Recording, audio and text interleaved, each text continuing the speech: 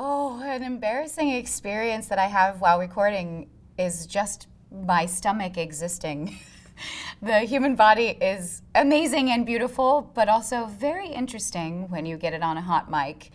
And when I go into studio, I have engineers that I work with who have pillows set aside so that when my stomach gets especially vocal, I have a pillow pal to hold on to. So I get my cue like, it's pillow time, Jeremy. My cat gets very excited during spicy scenes. I have no idea how he knows that they're spicy, but he loves to make an appearance with a little meow.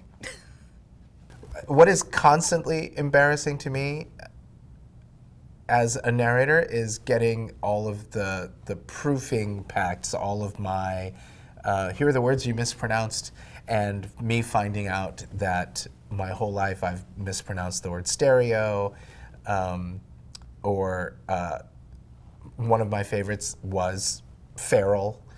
There's never been a reason in my life for me to say feral cat. So when I pronounced it feral cat, I didn't know it was wrong, but then I had to realize that this is how I've been thinking about it my entire life, as feral and not feral. It happens all the time, constantly. No one tells you before you become an audiobook narrator how much burping there's gonna be. And it's always so funny and embarrassing to be with a director or an engineer when that happens, but you'll just be narrating in the middle of the sentence and then suddenly it just comes out. So I think, yeah, whenever those moments happen, it always catches me off guard, but everyone has fun with it, we all laugh, we all shake it off and keep recording. One embarrassing moment that I fondly remember, I was doing a live recorded session, and usually if I've been making a mistake several times, to reset myself, I will curse in Spanish. But usually I'm in the booth by myself, and I forgot there was a director there, and I cursed and I sing curse, so I'll go like, and then not only was the director there, but they also spoke Spanish. So I finished my venting and they were like, do we need a minute? And I'm like, I'm so sorry, no, we're good.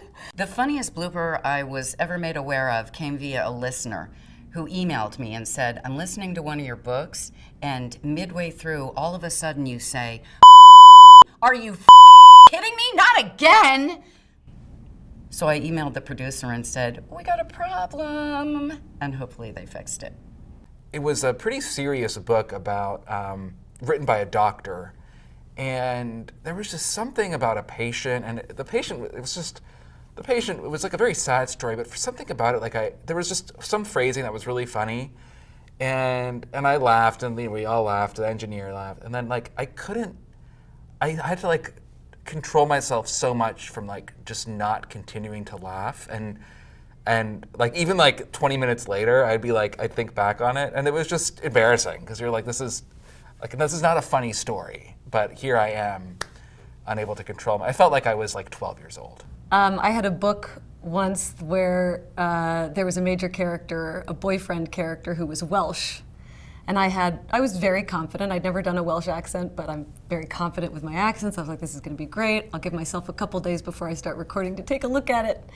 And that whole recording session, that poor director, I just kept listening to my Matthew Rhys, every interview that man has ever given in his entire life. I learned all about his entire family. I was just trying to nail this Welsh accent. So my hope is that there aren't that many Welsh people who listen to this book.